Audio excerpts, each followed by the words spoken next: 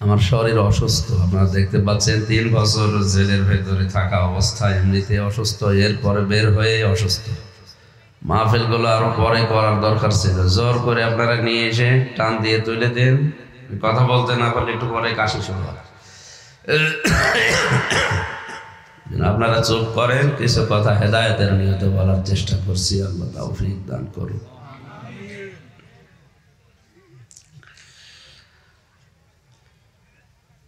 মানুষের কথা বলতে এই কয়েক ইঞ্চি জায়গা, কণ্ঠের এই জায়গাতে 27টা স্তর পার করার পরে একটা কথা তৈরি হয়।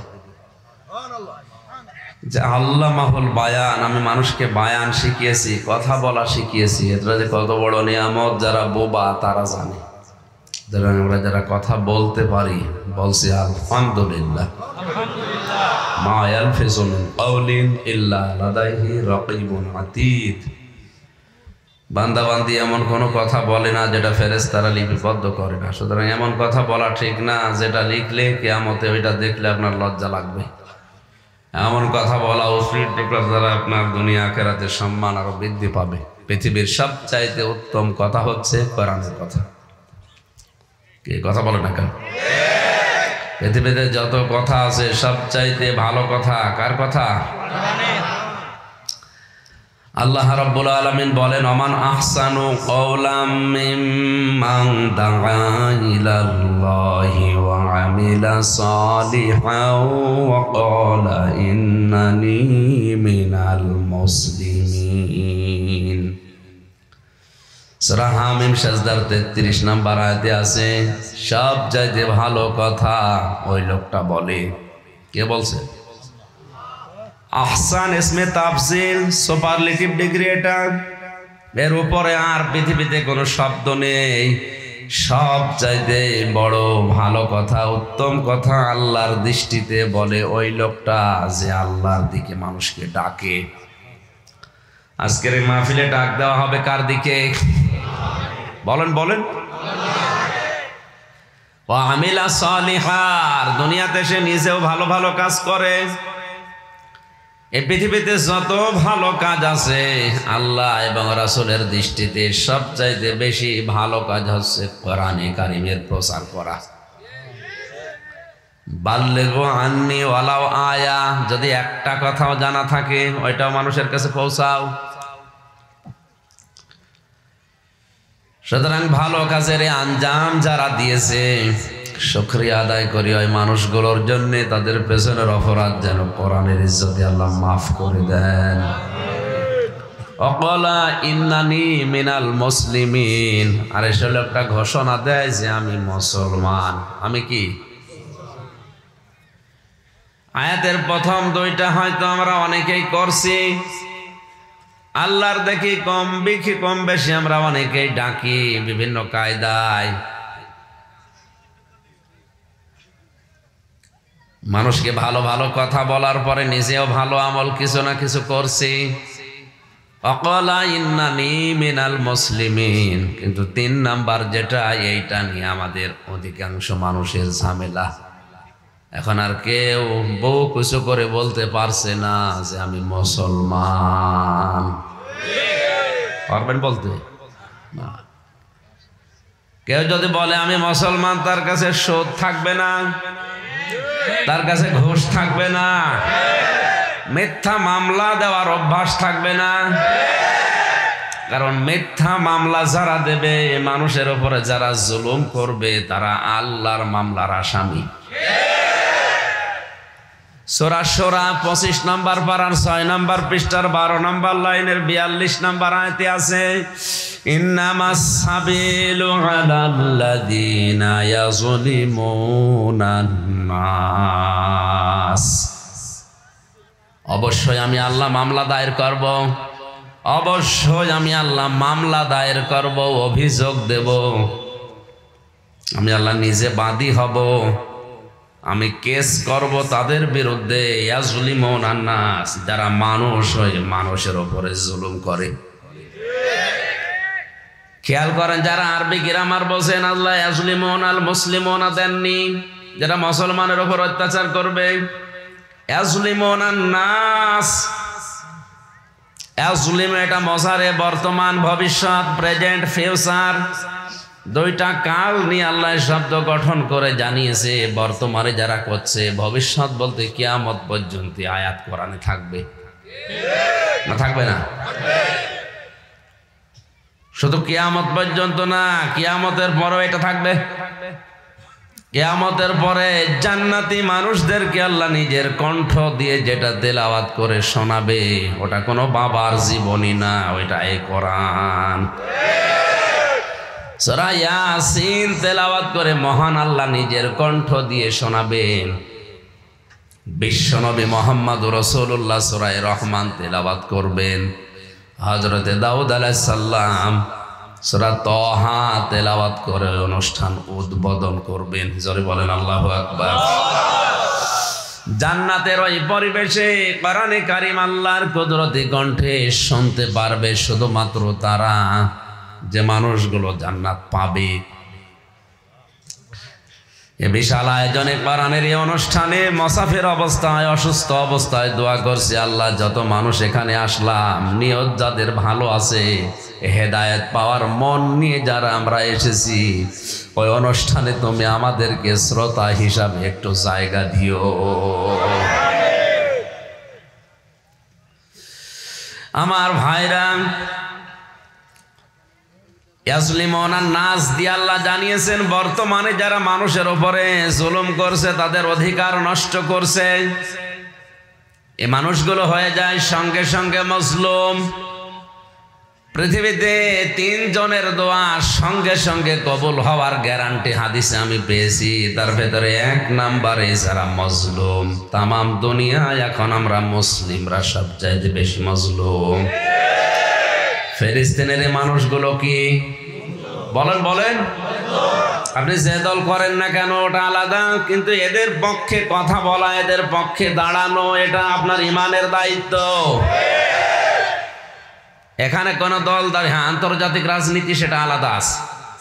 আমেরিকা আছে তাদের বিপক্ষে, চীন রাশিয়া তাদের পক্ষে, এটা আন্তর্জাতিক আর একটা রাজনীতি আছে, ওটা আপনার বোঝার দরকার নেই। কিন্তু ইমানের দাবিতে অন্তত আমরা যে মুসলিম, যে ধরনের ইমান আমাদের, এই ইমানের দাবি অনুযায়ী ফিলিস্তিনরা যেহেতু এখন মজলুম, ইসরায়েল যেহেতু এখন জালেম, নবীজি বলেন তোমার ভাই জালেম হোক মজলুম হোক তাকে সাহায্য করো। সাহাবীরা বললেন, হে নবী, মজলুমকে না সাহায্য করা যায়, জালেমকে সাহায্য করবো কি দিয়ে? আল্লাহর নবী বলেন তাকে জুলুম থেকে ফেরানো, এইটাই তাকে সাহায্য করা। সুতরাং আজ ইসরায়েলের এই জুলুম বন্ধ করার জন্য হয়তো অস্ত্র শস্ত্র গোলা বারুদ দিয়ে তাদের সাথে মোকাবেলা করে পারা যাবে না। 57টা মুসলিম দেশের যত মুসলমান দুনিয়াতে এখন আছে, 175 কোটি মুসলমানের ইমানের দাবি হচ্ছে তাদের পণ্যগুলো বয়কট করা।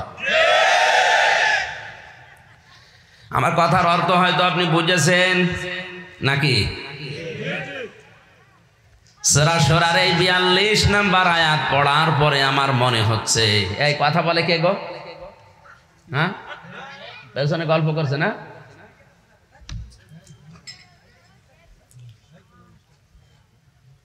পেছনে কি মহিলা প্যান্ডেল? এখানে বাচ্চারা কি করে?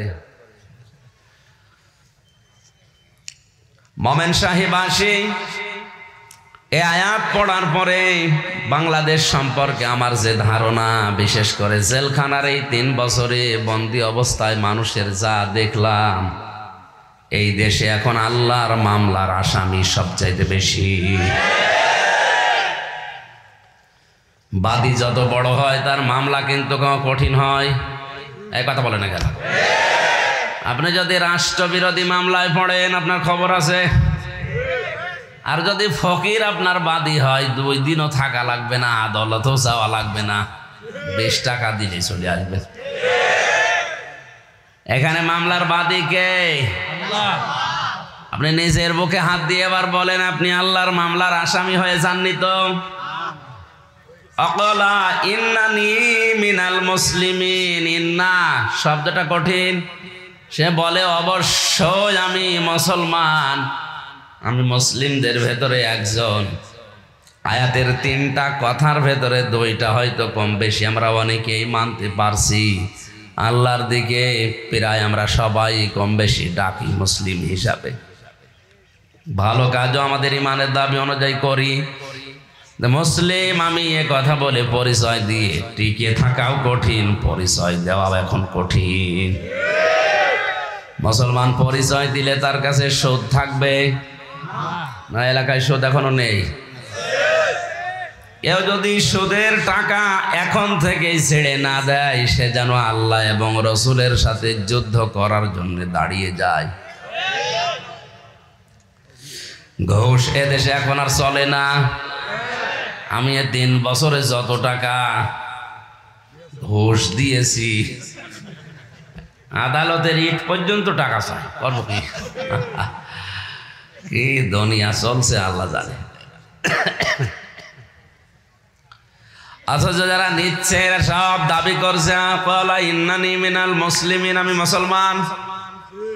আপনি জোর করে দাবি করার বিষয়টা না, দৃষ্টিতে হওয়া লাগবে কার? আমিনান নাসি মান ইয়াকুলু আমান্না বিল্লাহি ওয়া বিল ইয়াউমিল আখির ওয়া মা হুম বিমুমিনিন। কোরআনে কারিমে সূরা বাকারা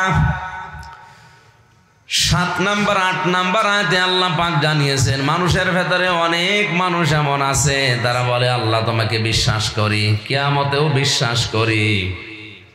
আল্লাহ বলেন, হে নবী আমি ঘোষণা দিলাম এরা কিন্তু ঈমানদার না। একজন মানুষ ঈমানের মৌলিক যে 3টা বিষয়, 1 নম্বরে আল্লাহ তোমাকে বিশ্বাস করি, কিয়ামতে এটাও বিশ্বাস করিয়ে বলার পরেও যদি আল্লাহ বলে লোকটা মুমিন না, তাহলে কথাটা কি? এ কথা হচ্ছে তার মুখের কথা, এটা মনের কথা না। আর যতদিন পর্যন্ত মানুষের এই চামড়ার মুখের কথার সাথে অন্তরের কথার 100 ভাগ মিল না হবে, ততদিন লোকটা মুসলমান না। আমরা সেই জন্মের পর থেকে শুনে রেখেছি যে লা ইলাহা ইল্লাল্লাহ ফাদাখালাল জান্নাহ। একবার যদি কেউ লা ইলাহা ইল্লাল্লাহ পড়ে সে জান্নাতে চলে যাবে। হ্যাঁ, হাদিস ঠিক আছে, কিন্তু মাঝখানে ফা আছে। এটা আলেম না? আলেম কই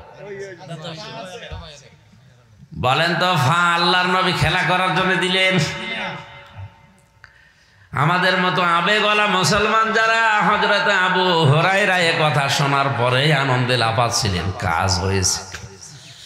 হযরত ওমরের কাছে গিয়ে বলে, দেখো নবীজির কাছে শুনলাম মান ক্বালা লা ইলাহা ইল্লাল্লাহ ফাদাখালাল জান্নাহ। হযরত ওমর তাকে 2টা বর্ণনা পেয়েছে, একটা থাপ্পড় দিয়েছিলেন অথবা কলার চাপ দিয়ে ধরেছিলেন। কে বলেছে মান ক্বালা? আল্লাহর নবী। চলো দেখি নবীজির কাছে। বিশ্ব নবীকে গিয়ে বলে, ইয়া রাসূলুল্লাহ আপনি এই কথা বলেছেন? নবীজি বললেন, নাম, আমি বলেছি। হযরত ওমর কিন্তু আবু হুরায়রার মতো না, তিনি বিচক্ষণ মানুষ। ওই জামানায় 10 জন মানুষ লেখাপড়া জানতো, তার ভেতরে হযরত ওমর একজন। কথা শোনার পরে আমাদের মতো হুসুকে বাঙালি না, চিন্তা ভাবনা করতেন। ডাক দিয়ে বলে, হে নবী আপনার কথা আমি অবিশ্বাস করি। একবার লা ইলাহা ইল্লাল্লাহ বললে তাকে আল্লাহ জান্নাত দেবে না দিয়েছে? না। দাখালা মাঝির সিগা, এটা অতীতের শব্দ। কেউ যদি লা ইলাহা ইল্লাল্লাহ সত্যই বলতে পারে মন থেকে, ওকে আল্লাহ জান্নাত আপনি ধরে নেন, দিয়ে দিয়েছে। কিন্তু হযরত ওমর বললেন, হে নবী আপনি ফা দিলেন কেন মাঝখানে? দাখালাল জান্নাহ বললেও তো অর্থ হয়ে যেত, ফাদাখালাল জান্নাহ বললেন। আল্লাহর নবী বলেন, ওমর ফায়ের ব্যাখ্যা হচ্ছে আইয়ুহাযিরা মা হারামাল্লাহ। কোন বান্দা যদি লা ইলাহা ইল্লাল্লাহ বলে আর এর ঘোষণা দেওয়া যত হারাম আছে, হারামকে হারাম ছেড়ে দেয়। যত ঘোষণা দেওয়া এই কালেমার ভেতর হালাল আছে, হালাল গুলো জানার পরে আঁকড়িয়ে ধরে, এই লোকটা জান্নাতে যাবে। তাহলে যে লোকটা বলছে আল্লাহ একজন আছে, কিয়ামতেও বিশ্বাস করি, অথচ লোকটা মুমিন না, এ কথা আমির হামজার না আল্লাহর? বলেন বলেন। মুখের কথার সাথে মনের কথার মিল থাকা দরকার। আজ এইটা বাস্তবে 100 ভাগের 100 ভাগ আমাদের ভেতরে নেই। কাবা শরীফ তাওয়াফ করতে গিয়ে দেখি একজন কাঁদতেছে, আল্লাহ আমি মরণ চাই। বাংলা ভাষা শুনে কাছে গিয়ে বললাম, মুরব্বি বাড়ি কোথায়? বাংলাদেশের নোয়াখালী। কে কাঁদেন কেন? আমি মরবো। মরবেন মানে? আমার দেশে আমি আর যাব না, এদেশে আল্লাহর ঘর কাবা শরীফ আছে, নবীজির রওজা আছে, আমি এখানেই মরব। শুনেছি এখানে মরলে নাকি কবরের আযাব হয় না। এত আবেগ, কাবার ওই গিলাপ ধরে কাঁদতেছে। বললাম হোটেলে চলেন, যেখানে থাকে ওই হোস্টেলে নিয়ে গিয়ে নাস্তা করালাম। বাইরে জ্বালানা দিয়ে তাকিয়ে দেখি কি ঝড়। বললাম মুরব্বি আপনার দোয়া কবুল হয়ে গেছে। আপনি কাবা শরীফ ধরে যে দোয়া করলেন যে আপনি মরবেন, আর বেশি দেরি নেই, এই যে ঝড় উঠেছে, আপনি এখন বাইরে যাবেন আর মরবেন, আপনি প্রস্তুতি নেন। আমারে বলছে আমির হামজা, এ দোয়া তো আমি এবছরের জন্য করিনি, আগামীতে যদি আসি তখন। ওর মুখের কথা মনের কথা এক। ঝড় দেখি দোয়া পাল্টি ফেলিস। 16 সালে গিয়েছিলাম হজে, 17 সালে মাহফিল ছিল নোয়াখালীর কোম্পানিগঞ্জ। ওই মুরব্বী এসে বলছে, হুজুর আসসালামু আলাইকুম। কি দাদা এখনো মরেননি? না আমি আর যাইও না, মরিও না। ওর মুখের কথার সাথে মনের কথার কোনো মিল নেই। ও কিয়ামত পর্যন্ত হজ করলে ও মুমিন হবে? বলেন বলেন। কিয়ামতে জবাব দেওয়া লাগবে। এই টেন্ডেন্সি যদি কারো ভেতরে বদ্ধমূল হয়, চেপে বসে থাকে, ওকে আপনি বম মেরেও ঘোষ খাওয়াতে পারবেন না। এরকম কিয়ামত বিশ্বাস যারা করেছিল তাদের ভেতরে আমরা পেয়েছি হযরত ওমরকে। 10 জন জিন্দা মানুষকে নবীজি আল্লাহর পক্ষ থেকে জান্নাতের গ্যারান্টি দিয়েছিলেন, তার ভেতরে হযরত ওমর একজন। কোন রাস্তা দিয়ে গেলে শয়তান পর্যন্ত ভয় পেত রাস্তায় যেতে। আল্লাহর নবী মসজিদের নববীর পাশ দিয়ে নামাজ আদায় করে যাবার সময় অলিগলি দিয়ে ঘুরতেছেন, হঠাৎ করে দেখলেন শয়তান পালাচ্ছে। ডাক দিয়ে বলে, কি কোথায় যাও? শয়তান বলে, ইয়া রাসূলুল্লাহ, হে কিছুক্ষণ আগে দেখলাম হযরত ওমর রাস্তা দিয়ে আসতেছে, দেখে আমার ভয়, এই জন্য আমি পালিয়ে যাচ্ছি। নবীজি ওই দিন বলেছিলেন, ওমর তুমি যে রাস্তায় হাঁটো ও রাস্তায় 40 দিন পর্যন্ত শয়তান যেতে ভয় পায়। এত বড় ভয়ঙ্কর মানুষ মনে করেন? এই মানুষটা কিয়ামত শব্দ শোনার পরে এমন একটা অবস্থা তার ভেতরে তৈরি হয়েছিল, সন্তানটাকে ভর্তি করে দিলেন এরকম একটা মাদ্রাসায়। আব্দুল্লাহ, ওই দেশের প্রধান বিচারপতি তখন হযরতে আলী, তিনিও তার সন্তান হোসাইনকে ভর্তি করলেন। হোসাইন বারবার কলম টেবিল থেকে ফেলে দিচ্ছে, আব্দুল্লাহকে বলে তুলে দাও। 1 বার 2 বার 3 বার বলার পরেও 3 বারই তিনি তুললেন। 4বার তিনি বলে ফেললেন যে আমি কি তোমার চাকর খাদেম নাকি, বারবার কলম ফেলো আর আমরা তুলতে বলো? কারণ তো সাধারণ মানুষের ছেলে না, প্রেসিডেন্টের ছেলে। হযরতে হোসাইন রাগ করে বলেই ফেলেছেন, আব্দুল্লাহ তুমি শুধু খাদেম না, চাকর না, তুমি খাদেমের বাচ্চা। খাদেম চাকরের বাচ্চা একজনকে বললে ওর এমনিতেই মেজাজ খারাপ হয়, তারপরও সে হচ্ছে প্রেসিডেন্টের ছেলে। এক দৌড়ে বাড়িতে গিয়ে বলছে, আব্বা আমি আর মাদ্রাসায় পড়বো না। কেন? হোসাইন আমাকে গালি দিয়েছে, শুধু না তোমাকেও দিয়েছে। সে বলেছে আমি নাকি খাদেমের বাচ্চা। খাদেম, তুমি যদি আর বিচার না করো এই মাদ্রাসায় পড়া আজকে থেকে আমার বন্ধ। হযরত ওমরকে আমি আগেই বলেছি, উনি খুব বিচক্ষণ ছিলেন। ডাক দিয়ে বলে, আব্দুল্লাহ আজকে না, এখন বিচার করলে 2-1 জন 5 জনের সামনে জমার দিন হাজারো মানুষ আসবে, নামাজের সময় হোসাইনের বিচার হবে। খুতবা দিচ্ছিলেন মসজিদে নববীতে, ডাক দিয়ে বলে, হোসাইন আসো? বলে হ্যাঁ, এদিকে আসো। তুমি আমার সন্তানকে খাদেমের বাচ্চা, চাকরের বাচ্চা বলে গালি দিয়েছ। হযরত হোসাইন বললেন, হ্যাঁ আমি দিয়েছি। কেন দিলে? হযরত হোসাইন ডাক দিয়ে বলে, খলিফাতুল মুসলিমিন, বুকে হাত দিয়ে বলেন তো, আপনি কি আমার নানার খাদেম ছিলেন না?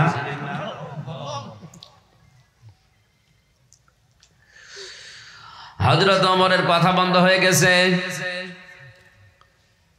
হাজারো সাহাবীদের ভেতরে তিনি বললেন, হোসাইন যে কথা বললে তুমি এটা লিখে দিতে পারবে?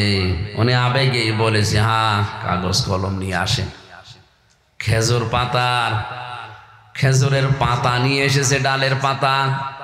ওখানে তিনি লিখলেন, আমি সাক্ষী দিচ্ছি এ ওমর আমার নানার খাদেম ছিল, আমি দেখেছি। এতে হোসাইন ইবনে আলী সই করে দিলেন।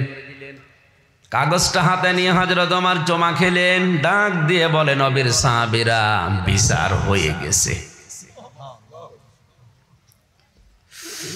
হযরত আব্দুল্লাহ ছোট মানুষ বলে, আব্বা তুমি তো বিচার শুরুই করলে না, কি করে হয়ে গেল? হযরত ওমর বলে, সন্তান, যে বিচার করেছি শুধু দুনিয়া না, কিয়ামতেও কাছে লাগবে। আমি যখন মারা যাব এই কাগজটা আমার কাফনের ভেতরে দিয়ে দিও। কিয়ামতে যদি আমার কিছুই কবুল না হয়, অন্তত কাগজটা উঁচা করে বলতে পারবো, আল্লাহ তোমার নবীর নাতি সই করে দিয়েছে আমি নবীর খাদেম ছিলাম।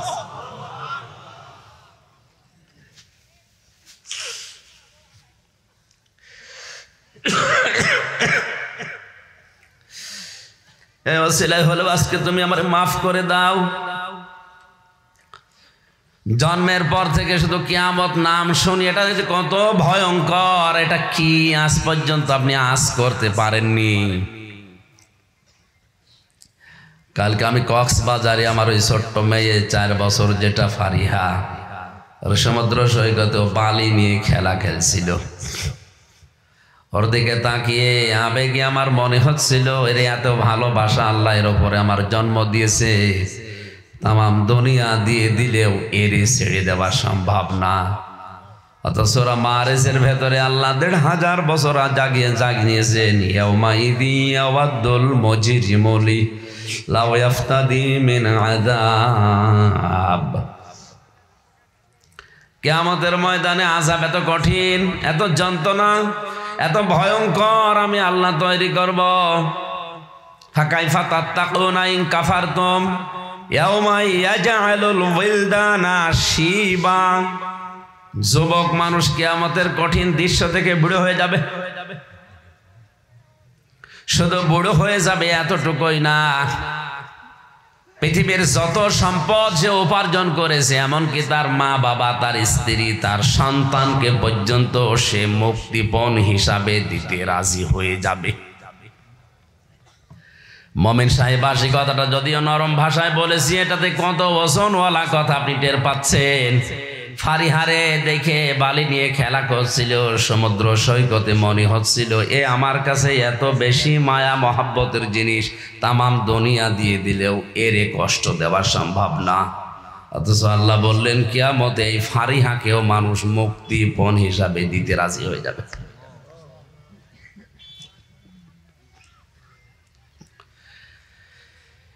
এই জন্য কিয়ামত শুধু নাম শোনা না, এটা জবাব দেওয়া লাগবে। জবাবদিহিমূলক আচরণ দুনিয়াতেও আপনার করা লাগবে। পৃথিবীর সব চাইতে ভালো কথা যেহেতু আল্লাহর কথা, আর আমরা আল্লাহর দিকে ডাক দেওয়ার জন্যে আজকে এসেছি, আর এই আয়োজনটাও ঠিক এই জন্যেই। কথা বলে না কেন? যে আল্লাহ আমাদেরকে ইবাদতপূর্ণ একটা পরিবেশে নিয়ে আসলেন। আমার এই চাচা কর্ম করে খায়, উনি চাকরি করে, নিজের কাজ বাদ দিয়ে আজকে এখানে এসেছে রূপ দেখানোর জন্য না, এটা যেহেতু একটা ইবাদত এই কারণে এসেছে। পৃথিবীর যে কোনো কাজে আপনি সময় দিলে আপনার জবাব দেওয়া লাগবে কিয়ামতে। কোরআনের পেছনে যদি কেউ সময় দেয়, ওই সময়টুকুর জবাব আল্লাহর কাছে দেওয়া লাগবে না। এজন্য শত ব্যস্ততা থাকার পরও মাঝে মাঝে দেখি আমার সাথে কিছু কিছু জায়গায় যায়। 20 সালে 21 সালে গিয়ে তো 3 বছর ভেতরে ছিলাম, যেতে পারিনি। এখন আবার কিছু কিছু জায়গায় নিজের কর্মজীবনে একটু অবসর নিয়ে হলেও যাচ্ছে। আল্লাহ তার এই ইবাদত হিসাবে যেন কবুল করেন। দরুদ আর সালাম পাঠ করছে আমাদের নবী মুহাম্মদুর রাসূলুল্লাহ সাল্লাল্লাহু আলাইহি ওয়াসাল্লামের প্রতি। সূরা মুলক থেকে মাত্র 2টা আয়াত পড়েছি। আমার যতটুকু পড়াশোনা আছে কোরআনে কারিমের উপরে, এই 2টা আয়াত সামনে রেখে তাফসীরুল কোরআন মাহফিল লিখেছেন। তাফসীর আকারে কথা বলার চেষ্টা করব আমার এই অসুস্থ শরীরে, ভাঙ্গা ভাঙ্গা কণ্ঠে। থাকবেন তো ইনশাআল্লাহ? জবান খুলে কোরআনের সোনালী আয়াত পড়েন, প্রতিটি অক্ষরে যেন 10টা করে নেকি হয়। আউযু বিল্লাহি মিনাশ শাইতানির রাজিম। বিসমিল্লাহির রহমানির রহিম। তাবারাকাল কাল্লাযী বিয়াদিহিল মুলকু ওয়া হুয়া আলা কুল্লি শাইইন কাদির।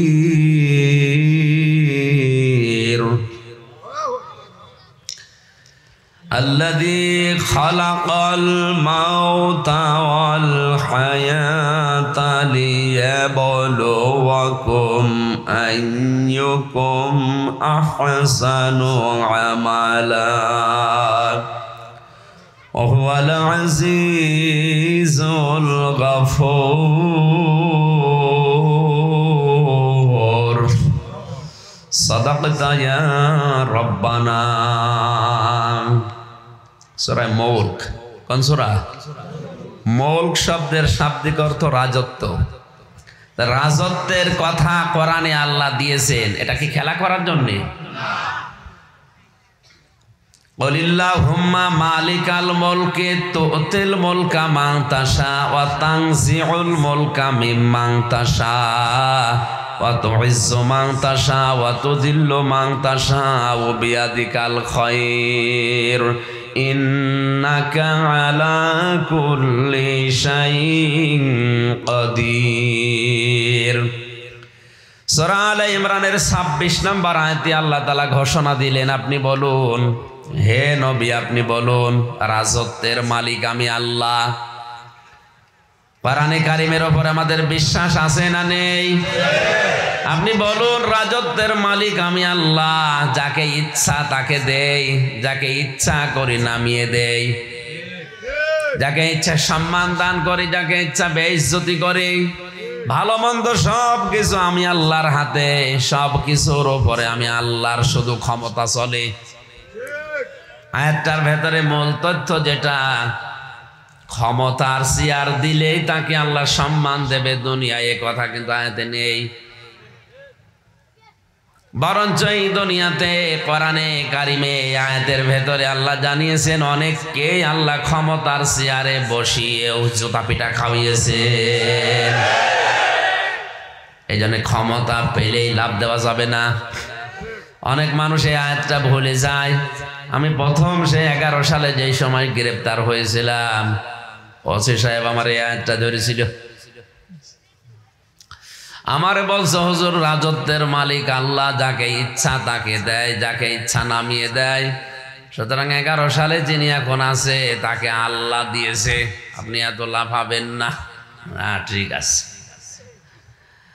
আয়াতের মূল ব্যাখ্যা হচ্ছে ক্ষমতার চেয়ার পেলে যদি কেউ লাফায় আর কেউ যদি মনে করে কোনোদিন আর নামা লাগবে না, আল্লাহ কিন্তু তাকে অপমান করে বিদায় করে। কারণ পৃথিবীর কোন চেয়ার কারোর জন্য স্থায়ী না, শুধু একটা চেয়ার বাদ দিয়ে। কোনটা? আল্লাহর চেয়ার আছে। আসিআ কুরসিয়ুহুস সামাওয়াতি ওয়াল আরদা ওয়া লা ইয়াউদুহু হিফযুহুমা ওয়া হুয়াল আলিয়্যুল আযীম। আসমান আর জমিন পরিব্যাপ্ত একটা চেয়ার, সে চেয়ার আমার আল্লাহর। ওইটা বাদ দিয়ে দুনিয়ার কোনো চেয়ার স্থায়ী না। প্রত্যেকটা চেয়ার তার বসা মানুষদেরকে আগে জানিয়ে দেয় বসেছো, ওইটা কিন্তু ওঠা লাগবে। দেলাওয়ার মাওলানা বসেছিল এসার পরে, ওইটা পড়েনি। হোসাইন বসেছিল, ওইটা পড়েছে। আমিও বসার সময় আমারে বলেছে বেশিক্ষণ না, মাত্র 1-1.5 ঘন্টা, ওঠা লাগবে। পৃথিবীর কোন চেয়ার যেহেতু স্থায়ী না, এই জন্য চেয়ারে বসলে এই লাভ দেওয়া যাবে না। এইটাই কোরআনের এই সূরা মুলকের শিক্ষা। আমাদের দেশের অবস্থা পুরা ভিন্ন। যে যখন চেয়ারে থাকে সে তখন গিয়ারে থাকে। এই যে আমরা এখন যারা চেয়ারে আছি, আমরাও গিয়ারে আছি। চেয়ার মানে যে এই চেয়ার, এই চেয়ার অনেকে মনে করছে যে ওই চেয়ার। ওই চেয়ার কি কোনোদিন নামার কথা? ও চেয়ারের নামার কথা না। এই যে আবার বসে পড়েছে, আবার চলতে থাকবে কিয়ামতের আগ পর্যন্ত। চেয়ার মানে কোন চেয়ার? এই চেয়ার। এখানে বসলে তারে ওঠা লাগবে। বলছে ঠিক, তাহলে একটু পরে ওনারে বসিয়ে দেবো, ওনারও ওঠা লাগবে।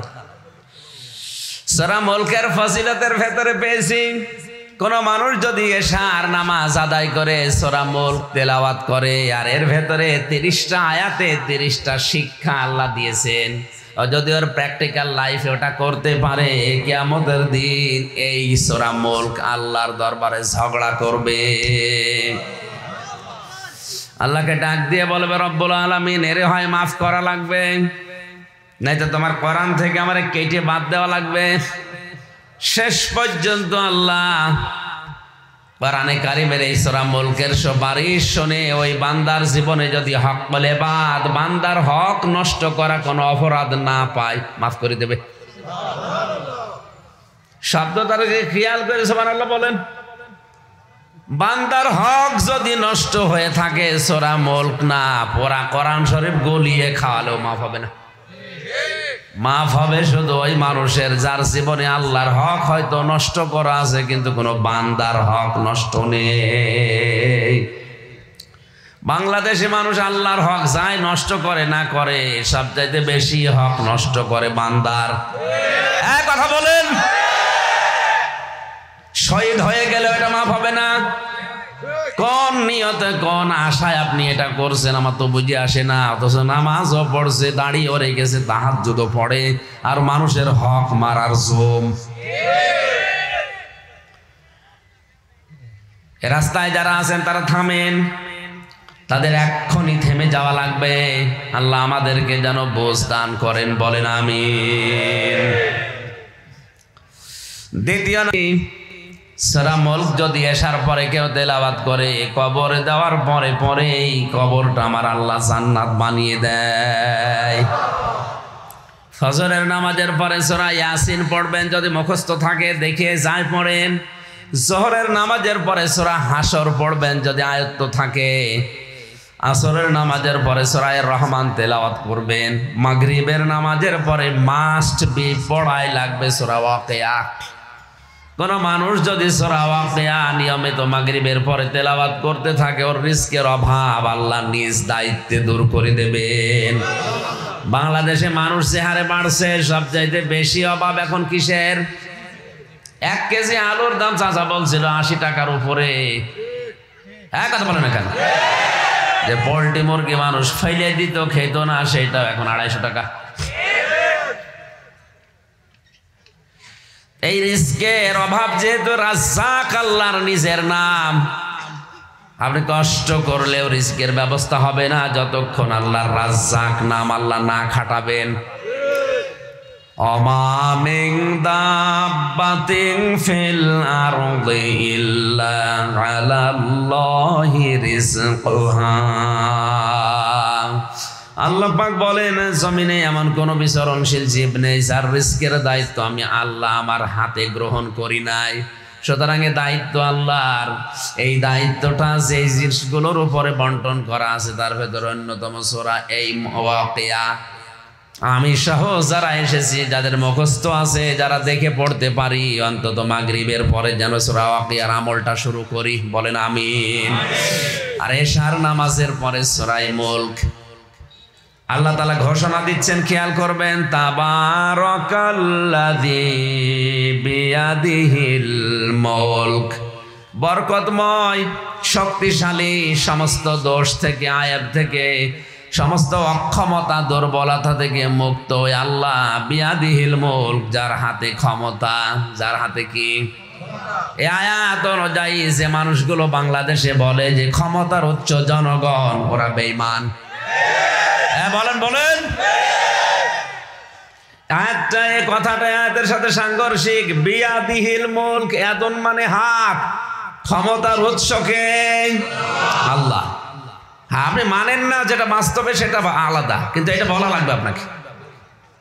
ক্ষমতার উৎস জনগণ হলে আয়াতের সাথে সাংঘর্ষিক হয়ে যাচ্ছে। কিয়ামতে আয়াত আপনার বিরুদ্ধে আবার অবস্থান নেবে। আমি আগেই বলেছি, সূরা মুলক যদি ঝগড়া করে জান্নাতে নিয়ে যেতে পারে, সূরা মুলক ঝগড়া করে জাহান্নামে নিয়ে যেতে পারে। এই জন্য এই কথা যারা বলেন বা বিশ্বাস করেন, এই মুহূর্তে আপনার সিদ্ধান্ত পাল্টান। আমার দায়িত্ব ছিল সঠিকটা তুলে ধরা। এখন আপনি মানবেন না ঘাড় তেড়া করবেন আবু জেহেলের মতো, এটা আপনার ব্যাপার। এ কোরআনে কারীম আবু বকর নবীজির মুখেই শুনেছিল, আবু জেহেলও শুনেছিল। দুইজনে মানুষ, দুইজনের নামের আগে আবু আছে। কি আছে? বলেন বলেন। একটা আছে আবু বকর, আর একটা আবু জেহেল। এক আবু বকর কোরআন শোনার পরে তার ঈমান যা ছিল আরো বেড়ে গেল, আর এক আবু জেহেল কোরআন শোনার পরে ওর শয়তানি বেড়ে গেল। এখানে আবু বকরের মতো মন নিয়ে যদি কেউ বসে, আজকের আলোচনার সাবজেক্ট যেটা, এটা বুঝলে তার ঈমান বাড়বে, যদি ঈমান থাকে। অনেকে হয় যে বলে যে নামাজ না পড়লে কি আমার ঈমান ঠিক আছে? ওর তো ঈমানই নাই, ঠিক থাকবে কি করে? আপনার যদি সত্যি ঈমান থাকে, কোরআন সামনে নিয়ে আল্লাহর কসম করে আজকের আলোচনা যেটা সামনে আসছে, যদি আপনি মেনে নিতে পারেন, আপনার ঈমান বাড়বে। সূরা আনফালের দিকে তাকিয়ে বলছি, যাদাতুহুম ঈমানা। কোন মানুষ কোরআনে কারীম শুনলে, কোরআনের মর্মমানিগুলো যদি বোঝে, তার ঈমান আল্লাহ অবশ্যই বাড়িয়ে দেয়। বাড়িয়ে দেওয়ার কিছু কায়দা তার ভেতরে আপনি দেখতেও পাবেন। ওয়াইদা সামিউ মা উনজিলা ইলার রাসূলি তারা আয়ুনাহুম তাফিদু মিনাদ দামি মিম্মা আরাফু মিনাল হক। আল্লাহ পাক বলেন, হে নবী, আপনি যখন কোরআন শোনাতে থাকবেন, দেখবেন যারা কোরআনের মর্ম বাণীগুলো উপলব্ধি করছে, কোরআনের কথাগুলো যারা বোঝার চেষ্টায় আছে, ওরা যদি সত্যি বুঝে থাকে, ওদের চোখের দিকে তাকিয়ে দেখবেন ওরা কাঁদতেছে। কোরআনের আলোচনা শুনে সবার চোখে পানি আসবে না, এটা আবার বোঝার মতো আপনার যোগ্যতা থাকা লাগবে। আজকের আলোচনাটা ঠিক ওই রকম। আল্লাহ যেন আমাকে সহজ সরল ভাষায় বলার আর আপনাকে ওইভাবে রিসিভ করার তৌফিক দেন। বলেন আমিন। এই কনসেপ্ট যাদের আছে যে ক্ষমতার উৎস জনগণ, এটা আজকে থেকেই বাদ।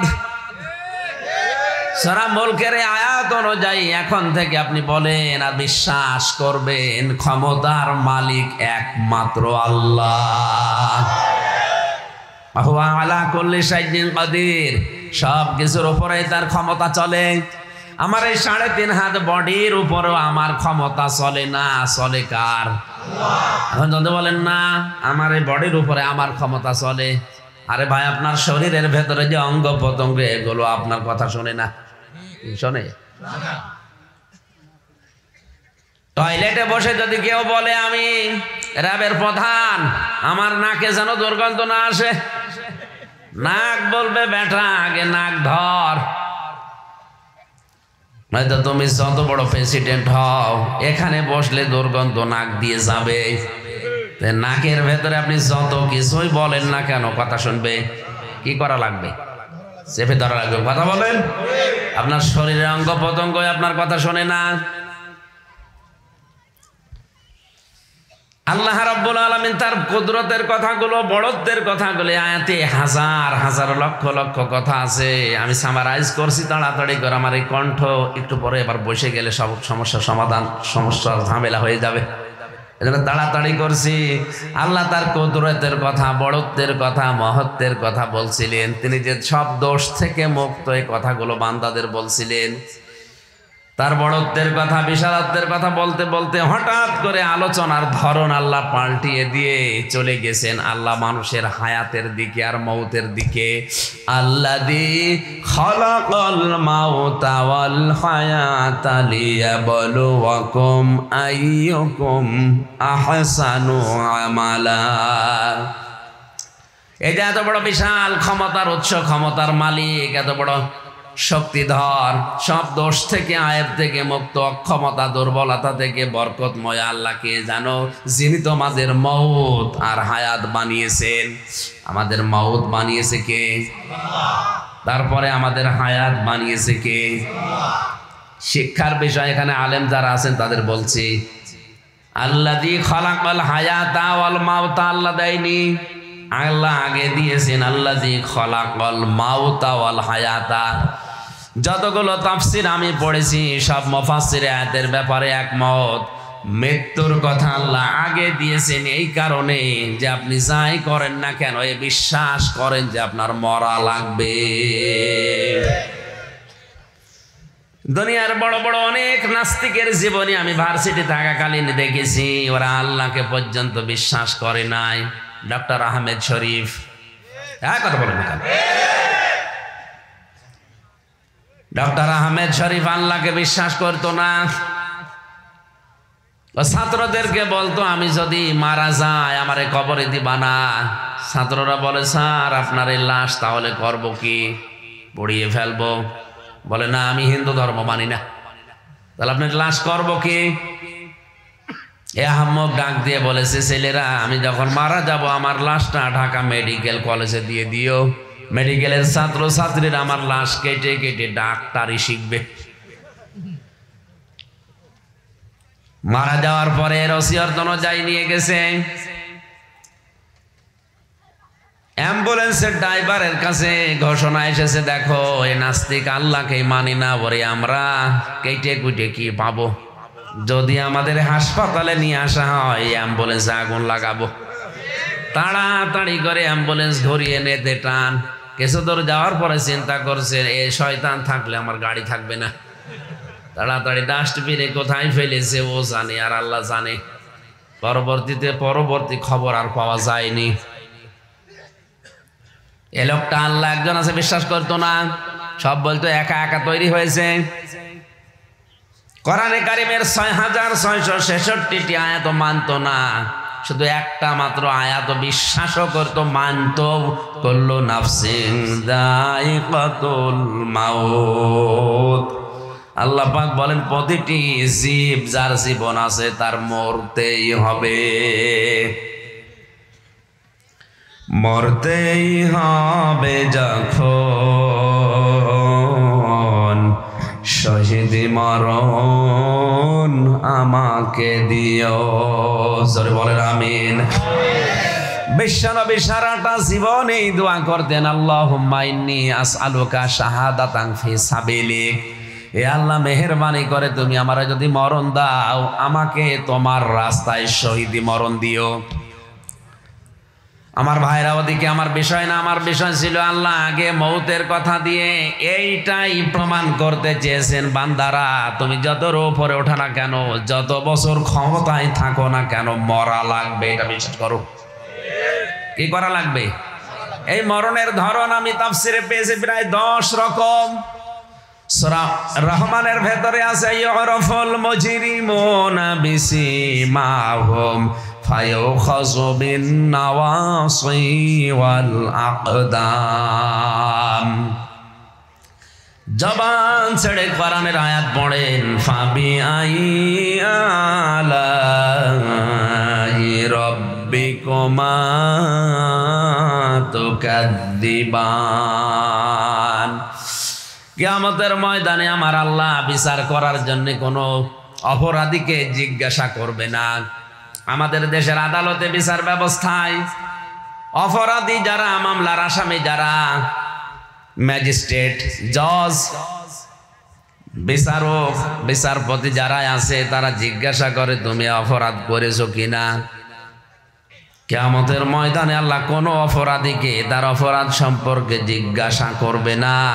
প্রতিটি অপরাধ প্রত্যেকের শরীরের ভেতরে আল্লাহ ফুটিয়ে তুলবেন।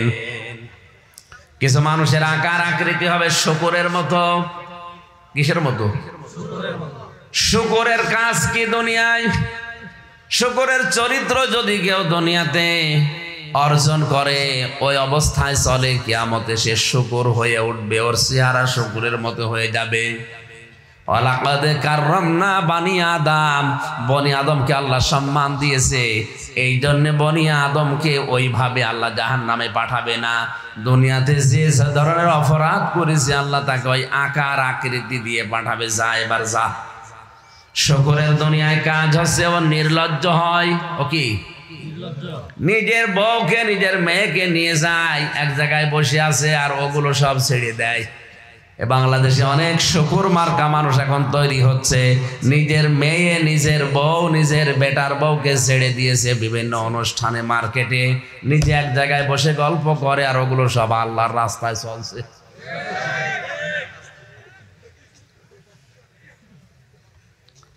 এই চরিত্র মানে হয় এ জেলায় নেই। কথা বলেন।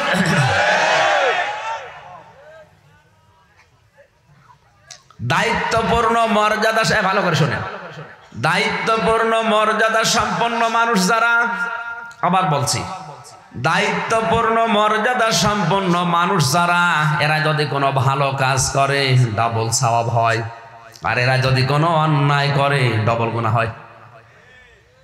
এ তথ্য পাবেন সূরা আহজাব 21 নম্বর পারা 20 নম্বর পৃষ্ঠার 14 নম্বর লাইনের 30 নম্বর আয়াতে।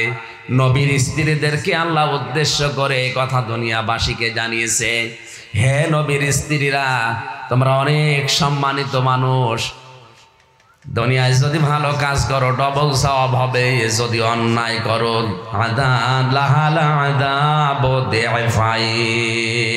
ডবল গুনাহ হবে।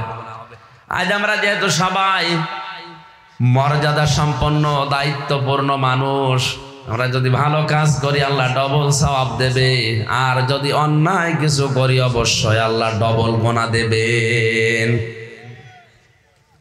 এজন্য শুকরের স্বভাব যাদের ভেতরে আছে তারা এখনই থেমে যান। এক একজন মহিলা জাহান্নামে যাওয়ার সময় কমপক্ষে 4 জন পুরুষকে সাথে নিয়ে যাবে। এক একজন বেপরদা, বেলিল্লাপনা হয়ে যারা চলে, অশৃঙ্খল জীবনযাপন যারা করছে পর্দা ছাড়া, এই মহিলাগুলো জাহান্নামে গেলে একা যাবে না। তিরমিজি শরীফের হাদিস, তার বাবাকে সাথে নেবে, তার বড় ভাইকে সাথে নেবে, তার স্বামীকে নেবে, তার বড় ছেলেকে নেবে। এ হাদিস পড়ার পরে আমার তো মনে হচ্ছে বাংলাদেশে যেভাবে উশৃঙ্খলতা বাড়ছে, যেভাবে বেলিল্লাপনা, বেহায়া, বেলজ্জা বাড়ছে, বেপর্দা বাড়ছে, দেশে জান্নাতে যাওয়ার মতো পুরুষ নেই। বলেন বলেন। এজন্য নিজের আমল দিয়ে হবে না, ওদেরকে কন্ট্রোল করা দরকার। নিজের যুবতী মেয়েকে আপনি বোরকা কিনে দেন না, ওগুলো আল্লাহর রাস্তায় ছেড়ে দিয়েছেন। অত নিজে অন্যায় করে আরো মানুষকে দিয়ে অন্যায় করায়। ফাকারনা ফি বুয়ুতিকুন্না ওয়ালা তাবাররাজনা তাবাররুজাল জাহিলিয়াতিল উলা। সূরা আহজাবের 33 নম্বর আয়াতের 1 নম্বর পৃষ্ঠায় আছে। 1 নম্বর পৃষ্ঠা 4 নম্বর লাইনের 1ম অংশে এটা আছে। আল্লাহ বলেন, হে দুনিয়ার মেয়েরা, ঘরের পরিবেশে থাকবে, বাইরে যাবে না। বাইরে যদি যাও তাবাররুজ করে বের হবে না। তাফসীরে খাজেনে মুফাসসির লিখেছেন তাবাররুজের অর্থ 3টা। কয়টা? মোমেন সাহিবাসী মা বোন যারা এসেছেন, এই 3টার একটাও যদি কোনো মহিলার ভেতরে পাওয়া যায় তাহলে সে জান্নাত তো দূরের কথা, জান্নাতের ঘ্রাণও পাবে না। 1 নম্বরে তাবাররুজের অর্থ, মেয়েরা যখন রাস্তাঘাটে বের হয় তখন তাদের সাজগোজ বেড়ে যায়। এদেশে বাড়তেছে, বলেন বলেন। দ্বিতীয় নম্বর, যখন রাস্তাঘাটে আসে তখন পোশাক হয়ে যায় আটো সাটো। এই যে চস পায়জামা পরে মেয়ে মানুষ, এটা হারাম। আপনার মেয়েকে, আপনার বেটার বউকে, আপনার বোনকে এটা কিনে দেওয়া বিরত থাকেন। 3 নম্বরে, মেয়েরা যখন রাস্তাঘাটে আসে তখন মাজায় হেলাদোলা করে চলে। এই 3টার একটাও যদি পাওয়া যায়, শুধু ওই মহিলাকে না, ওর গার্জিয়ান যারা, তাদেরকেও জান্নাত আল্লাহ দেবেন না। এখন যদি বলেন না, ও তো নামাজ পড়তো, ও তো রোজা করতো, ও তো হজ করেছে, ও তো মাদ্রাসার সভাপতি ছিল না, কারণ নবীজি কোনো মহিলাকে দাজ্জুস বলেন নাই, দাজ্জুস বলেছে পুরুষকে। আর দাজ্জুস লা ইয়াদখুলুল জান্নাহ, এটা মুযাক্কার না মুআন্নাস? মুযাক্কার। যেন আমরা যারা দায়িত্বশীল আছি, দায়িত্বপূর্ণ মানুষ আছি, মর্যাদা সম্পন্ন জীবন যাপন করছি, আমাদের অধীনস্থ যারা আছে মানুষগুলো যেন অন্তত পর্দার ভেতরে থাকে, এটা ফরজ। কয়েকদিন আগে এক এমপি সাহেব একটা মন্তব্য দিয়েছে দেশে, যে দিন দিন বোরকা পড়া মেয়ে লোকের সংখ্যা বেড়ে যাচ্ছে, এটা দেখে ওর কলিজায় নাকি আগুন লাগছে।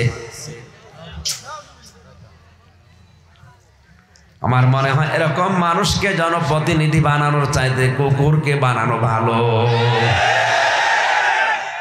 কথাটা শক্ত হয়ে গেল না? ও হাত দিয়েছে কার হাতে?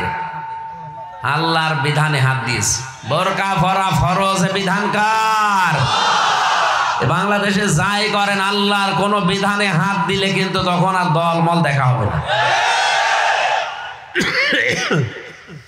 বোরকা পরার নির্দেশ আল্লাহ দিচ্ছে, আর আপনার কলিজায় আগুন লাগে। আপনি তো জাহান্নামের কীট, নিজে জাহান্নামে যাচ্ছেন, আবার মানুষকে নিয়ে যাওয়ার জন্য আপনি ব্যস্ত। অন্তত এই কাজ করতে দেওয়া হবে না। নিজে যদি না মানেন, জাহান্নামে যান, আরো আমরা ঠেলা দিয়ে দেবো, যান।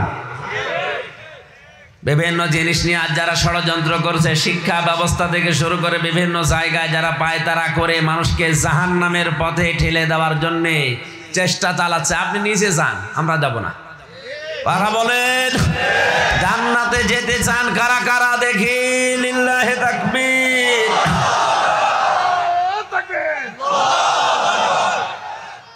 আলহামদুলিল্লাহ ভাই, জাহান্নামে যে যাত্রী যেতে চায় ও যাক, ওর সাথে আমরা নেই।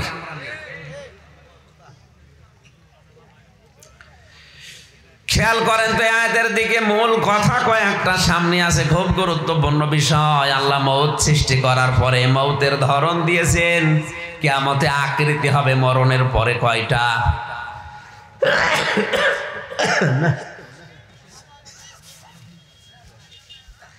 বললাম মাহফিল এখন এসব নিয়েন না, অন্তত 20-25 দিন যাক। আপনারা জোর করে এখন এই হয় নাকি এভাবে? আমার ভেতরের কলকব্জা সব নষ্ট হয়ে গেছে। যা 3 বছর খেয়েছি, ও কি খাবার না? ওর ভেতরে এক একটা জিনিসের দাম 5 ডবল করে। বাইরে একটা ডিমের দাম যদি 15 টাকা হয়, ভেতরে 70 টাকা। তো কত টাকা দিয়ে পারবে আমার চাচা? 20-25 হাজার করে মাসে টাকা দিলে ও ছাতা কয়দিনই ফুরিয়ে যায়। কারণ একটা ডিম যদি 70 টাকা নেয়, তো কয়দিন চলে বলে? যা খেয়েছি 3 বছরে, ভেতর অবস্থা ভালো না। আমি জোর করে শরীরকে এত চাপ দেওয়া তো ঠিক না। ডাক্তার আমারে বলে দিলে অন্তত 8-9 ঘন্টা করে ঘুমাবে। সে কক্সবাজার থেকে সারাদিন আসছে, ঘুমাবো। তাফসীর করতে হলে সময় লাগে। এক একটা বিষয়ের মধ্যে আল্লাহ লক্ষ লক্ষ বিষয় লুকিয়ে রাখে, ওইগুলো টেনে বের করা লাগে। মওতের বিষয়টা পুরা এখন সম্ভব না। 10 প্রকার মওত আছে। কয় প্রকার? এরপরে আল্লাহ দিয়েছেন আল হায়াতা, হায়াত বানিয়েছে আমি। হায়াত 5 প্রকার। কয় প্রকার? প্রথম নাম্বার হায়াত হচ্ছে আলমে আরওয়া, রুহের যে হায়াতটা, একটা জগৎ ছিল, ওখানে আল্লাহ আমাদের কাছ থেকে কিছু স্বীকৃতি নিয়েছিলেন যে আলাস্তু বিরব্বিকুম ক্বালু বালা, আমি কি তোমাদের রব না? প্রত্যেকেই জবাব দিয়েছে অবশ্যই আপনি আমাদের রব। মুমিন সাহিবাসী, এই জবাবের ভেতরে আমরা ছিলাম না? হ্যাঁ বলেন। আল্লাহ তাআলা ওই সময় বলেছে শাহিদ না, আমি একা না, যত ফেরেশতা এখানে আছে সবাই কিন্তু সাক্ষী। আন তাকুলু ইয়াউমাল কিয়ামাতি ইন্না কুন্না আন হাদা গাফিলিন। আল্লাহ পাক বলেন এই কথাটা কিন্তু কিয়ামতে আবার জিজ্ঞাসা করব। কোনটা? আমি কি তোমাদের রব না? রবের অর্থ আমি 19টা পেয়েছি, সামারাইজ করে 5টা বলছি। রব শব্দের প্রথম অর্থ হচ্ছে আইনদাতা। রব মানে কি? এই কথা বলা লাগবে, রব মানে কি? মরণের পরে কবরে যে জিজ্ঞাসা করবেন আমার রব্বুকা, এর প্রথম নম্বরে জবাব দেওয়া লাগবে যে আমার রব আল্লাহ। তার মানে ফেরেশতারা যদি বলে তোমার রব কে, আপনি যদি বলেন আমার রব আল্লাহ, উল্টা আবার প্রশ্ন করবে রব মানে আল্লাহ, রবের প্রথম অর্থ আইনদাতা। তোর শরীরে তোর পরিবারের সমাজে আল্লাহর কোন আইন ছিল বল? আমার মনে হয় আমরা ধরা খেয়ে বসে আছি। ও তাও বলছে ঠিক।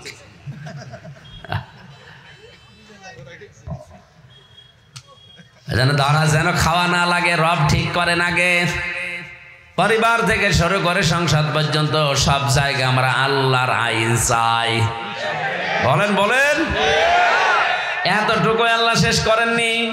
দ্বিতীয় নম্বর, হায়াতের ভেতরে আমরা পেয়েছি আলমে বতুন, মায়ের পেটের একটা জগৎ। 10 মাস 10 দিন মানুষ পার করে, এর নিচেও মানুষ দুনিয়ায় আসে। এরপরে 3 নম্বরে আলমে বারজাখ, আলমে দুনিয়া, আমরা যেটা আছি এখন এই দুনিয়ার হায়াত। কারো 50, 60, 70, 80, 90, 100 বছর, এই শেষ। এরপরে আর একটা হায়াত সামনে আসছে যেটা আলমে বারজাখ, কবরের জগৎ। আর একটা হায়াত আছে যেটা আলমে আখেরাত, কিয়ামতের জগৎ। বিশাল জগৎ আমাদের সামনে পড়ে আছে। পেছনে গেল 2টা, সামনে আছে 2টা, মাঝখানেরটায় আমরা আছি। আল্লাহ বলেন মওত আর হায়াত বানিয়ে দুনিয়ার এই ছোট্ট জীবনে পরীক্ষার জন্য কেন দিলাম জানো? লিয়াবলুয়াকুম আইয়ুকুম আহসানু আমালা। আমি দেখতে চাই তোমাদের ভেতরে সব চাইতে ভালো আমল কে করে। বেশি আমল কে করে আল্লাহ এটা জানিয়েছে। বলেন বলেন, আল্লাহ কি চেয়েছে? ভালো কাজ বা ভালো আমল। আইন মিম লাম, আমল মানে কাজ। আমল আবার 2 প্রকার, বদ আমল আর নেক আমল। বদ আমলের শ্রেণী পেয়েছি আমি 99টা, আর নেক আমলের শ্রেণী পেয়েছি আমি 1টা। সুবহানাল্লাহ বলতে পারেন না? এই যে যত আপনি গবেষণা করবেন, যত ব্যাখ্যা করবেন, তত ডালপালা বের হবে। হাজার হাজার কথা আল্লাহ এক একটা শব্দের ভেতরে দিয়ে রেখেছেন। আমরা অনেকে ওয়াজ করতে গেলে নাকি ওয়াজ খুঁজে পাই না। আর আমার তো মনে হয় এক একটা আয়াত পড়লে আমার কিয়ামত পর্যন্ত শেষ হবে না। এত কথা আল্লাহ কোরআনে দিয়েছে, এগুলো না বলেও কোথায় চলে যায় যে কানার কাহিনী বলতে। মোমেন সাহেব আসে, খুব খেয়াল করেন তো, 2টা হায়াত পার করে 2টা সামনে রেখে এই মাঝেরটায় আল্লাহ আমাদেরকে যেটার জন্য পাঠিয়েছে ভালো আমলের জন্যে। ভালো আমলের শর্ত 4টা। কয়টা? বলেন বলেন। যে কোনো ভালো আমল যদি কেউ করতে চায়, প্রথম নম্বরের শর্ত ওই আমলের উপরে তার জ্ঞান থাকা লাগবে, তার মানে এলেম জানা লাগবে। দ্বিতীয় নম্বরে খালেস নিয়ত থাকা লাগবে, খালেস। 3 নম্বরে ইখলাস থাকা লাগবে। 4 নম্বর ওই কাজে ধৈর্য থাকা লাগবে। আমলের শর্ত কয়টা? আরো জোরে। আমল কবুল হওয়ার শর্ত 1টা। কথা বুঝতেছে? আমি আবার বলছি, আমলের শর্ত কয়টা? আর কবুল হওয়ার শর্ত। আপনার কোনো ভালো আমল, ভালো কাজ কবুল হয়েছে কিনা এটা বোঝা যাবে তখন যখন আপনার আচরণ মানুষের সাথে ভালো হবে। আমার 33 বছর বয়স, আমি এই বয়সে যত ভালো কাজ করেছি, নামাজ পড়া, রোজা রাখা, দান সাদকা করা, এটা আল্লাহর কাছে কবুল হয়েছে কিনা এটা বোঝা যাবে ওই সময় যখন আমার আচরণ তার সৃষ্টি জগতের সাথে ভালো হবে। আল্লাহ রাব্বুল আলামিন বলেন, এতটুকু আমি শেষ করিনি, ওয়াহুয়াল আজিজুল গফুর দিয়েছেন। খুব কঠিন শব্দ এটা। ভালো আমলের কথা বলার পর এই যে সুন্দর একটা আমল বা কাজ দেখতে পাচ্ছি, আল্লাহ বেশি কাজ চাই না। তাহলে আকসারু আমাল আল্লাহ কোরআনে দিত। বেশি বেশি কাজ করা দরকার নেই, আপনি কাজটা করেন, কিন্তু কাজটা ভালো কাজ হওয়া লাগবে। কি কাজ? ভালো কাজ হওয়ার জন্যে এবার আসেন তো একটা উদাহরণ দেই। বাস্তবতায় আল্লাহ ভালো কাজ বলতে যত কথা কোরআনের ভাষায় আমি 500-র উপরে পেয়েছি। এই 500 আয়াতের ভেতরে ভালো কাজের কথাগুলো আল্লাহ বর্ণনা দিয়েছেন যে এইগুলো ভালো কাজ, এইগুলো ভালো কাজ। আর যত ভালো কাজ কোরআনে আছে কত বললাম? বলেন না কেন? এই 500-র ভেতরে 1 নম্বরে সিরিয়াল হচ্ছে, বলবো আবার নিজের দিকে টেনে নিয়েন না, নিজেরাই বলতে বলছেন, আবার বললে আবার অন্যদিকে নিয়ে যাবেন।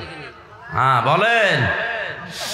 সূরা সাফ আল্লাহ পাক বলেন, ইয়া আইয়ুহাল্লাযীনা আমানু হাল আদুল্লুকুম আলা তিজারাতিন তুনজিকুম মিন আযাবিন আলীম। ও হে যারা ইমানের দাবি করো তাদেরকে বলছি, তোমাদেরকে একটা ব্যবসার কথা দালালাত করব, বলে দেব, সন্ধান দেব, যে ব্যবসা করলে জাহান্নামে যাওয়া লাগবে না। তুমিনুনা বিল্লাহি ওয়া রাসূলিহি ওয়া তুজাহিদুনা ফি সাবিলিল্লাহি বিআমওয়ালিকুম ওয়া আনফুসিকুম। আল্লাহর উপরে ঈমান আনো, রাসূলের উপরে ঈমান আনো, আর এই দুইটা দাবি ঠিক রাখার জন্য জান আর মাল দিয়ে তার জন্য জিহাদ করো। যালিকুম খায়রুল লাকুম, আল্লাহ বলেন এটাই ভালো কাজ। এখানে যারা মুফাসসির, যারা তাফসীর পড়তে পারে জিজ্ঞাসা করেন যালিকুম খায়রুল লাকুম, আল্লাহ একেবারে ইঙ্গিত দিয়ে বলেছেন এটা ভালো কাজ। এটা কি কাজ? কোরআনে ভালো কাজ আছে কয়টা? বলেন না কেন? আরে এইটাই ভালো কাজ। কি সেটা? আল্লাহর উপরে যাদের ঈমান আছে, বিশ্বাস আছে, রাসূলের উপরে যাদের ঈমান আছে, বিশ্বাস আছে, এই দুইটা বিশ্বাসকে সামনে রেখে দুনিয়ায় একদিকে গেলে ও তার বিধানকে জমিনে প্রতিষ্ঠা করার জন্য জানমাল দিয়ে জিহাদ করা লাগবে। আল্লাহ বলছেন এটা ভালো কাজ। ইন কুনতুম তা'লামুন, যদি তোমরা বুঝে থাকো। আর আমরা এই ভালো কাজটা উল্টা পাল্টা নাম দিয়েছি। এই কথা বলেন। জিহাদ একটা ইবাদত, এটা ফরজ ইবাদত, নামাজের মতো, রোজার মতো। কারণ জিহাদ না থাকলে সন্ত্রাস বাড়ে, আর জিহাদকে আজ সন্ত্রাসের সাথে মিলিয়েছে। জিহাদের নাম শুনলে আজ জঙ্গিবাদ খুঁজে বেড়ায়, অথচ জঙ্গি নির্মূল করার জন্য জিহাদ লাগবে। জিহাদ মানে অন্যায় যেখানে প্রতিবাদ।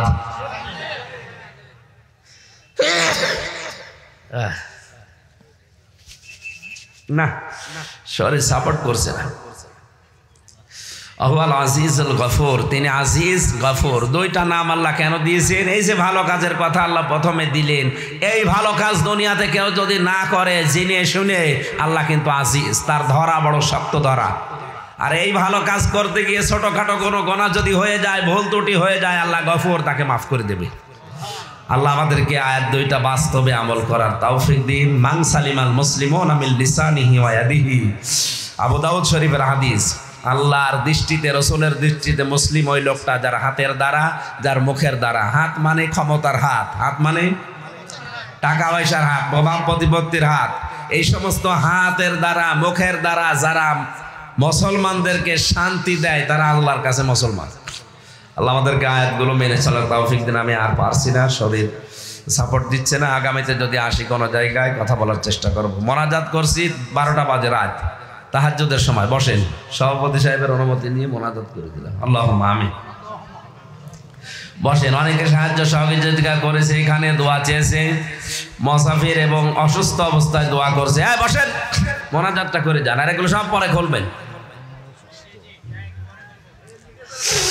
ربنا ظلمنا أنفسنا وإن لم تغفر لنا وترحمنا لنكونن من الخاسرين رب العالمين।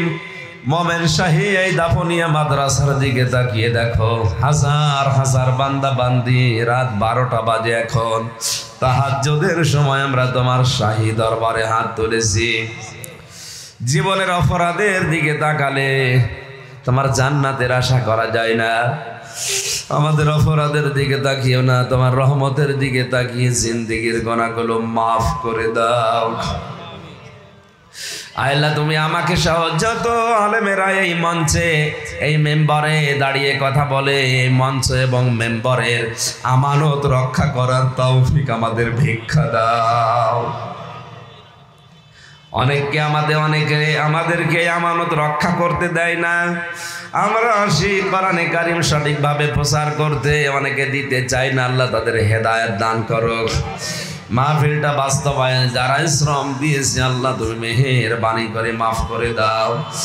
বিশেষ করে আমার হাফিজ ভাই আল্লাহ তাআলা তার শ্রম দিয়েছে, যেটা তুমি দেখেছো কোরআন প্রচার হবে প্রসার হবে এটাই তার উদ্দেশ্য ছিল। মেহেরবানি করে তোমার বান্দা হাফিজকে মাফ করে দাও, তার বাবা মাকে ক্ষমা করো, তার স্ত্রী সন্তান যারা আছে দুনিয়ায় হেফাজত করো। আমার মোস্তফা ভাই তার মায়ের জন্য দোয়া চেয়েছে, মেহেরবানি করে শেফায়ে কামেলা আজেলা নসিব করো। আমিন ভাই সহ টিটু ভাই সহ প্রশাসনের যতগুলো ভাইরা এই মাহফিলের দায়িত্ব পালন করছে, আল্লাহ তাআলা নিজের বাবা মা আত্মীয় স্বজন ছেড়ে যারা কোরআনে কারিমের মাহফিল পাহারা দিল, তুমি তাদের পাহারাদার হয়ে যাও। সম্মানিতা মা বোনেরা পর্দার আড়ালে বসে আছে, আল্লাহ তাআলা অনেক রোগ শোক তাদের শেফায়ে কামেলা আজেলা নসিব করো। এই মাহফিলের যত প্রয়োজন আছে তুমি নিজ কুদরতের নিজাম থেকে পরিচালনা করে দাও। এই মাদ্রাসা দিনের এই মার্কাজকে কিয়ামত পর্যন্ত এখানে জারি রাখো। এলাকায় মাটির নিচে যত কবরবাসী আছে আল্লাহ এই কোরআনের ইজ্জতে তাদের আজকে থেকেই মাফ করে দাও।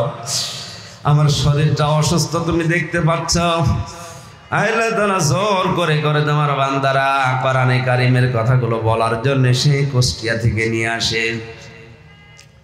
আমার যদি কণ্ঠই নষ্ট হয়ে যায়, শরীর যদি অসুস্থ থাকে, তোমার কোরআন প্রচার করব কি দিয়ে?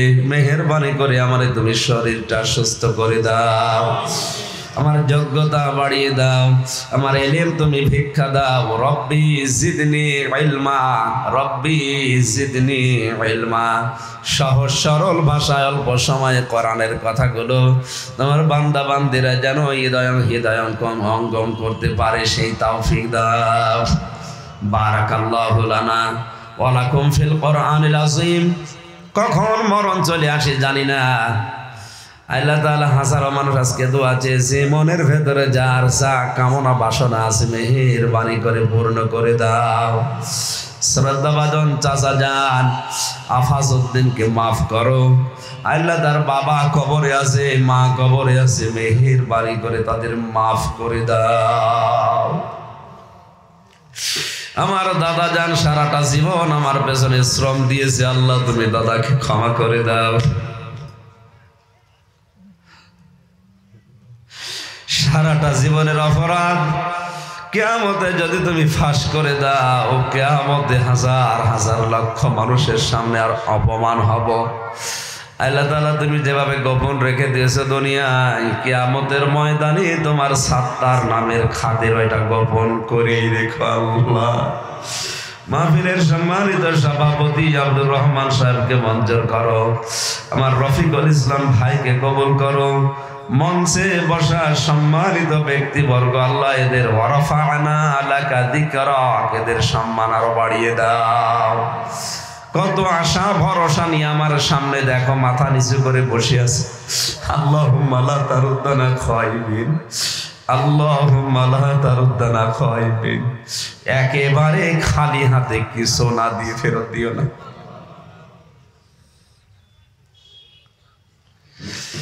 মনের ভেতরে যার যে কামনা বাসনা আছে আমাদের জায়েজ আশাগুলো পূর্ণ করে দাও। আগামীতে এই মাহফিলটা কোরআনের জন্য বিশাল আকারে মঞ্জুর করো আল্লাহ। সুবহান রাব্বিকা রাব্বিল ইজ্জাতি আম্মা ইয়াসিফুন ওয়া সালামুন আলাল মুরসালিন আলহামদুলিল্লাহি রাব্বিল আলামিন।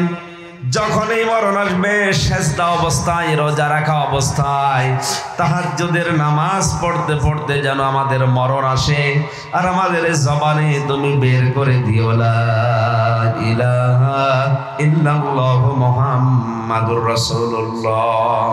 আসসালামু আলাইকুম। আমি অসুস্থ তো এখানে আসার দরকার নেই।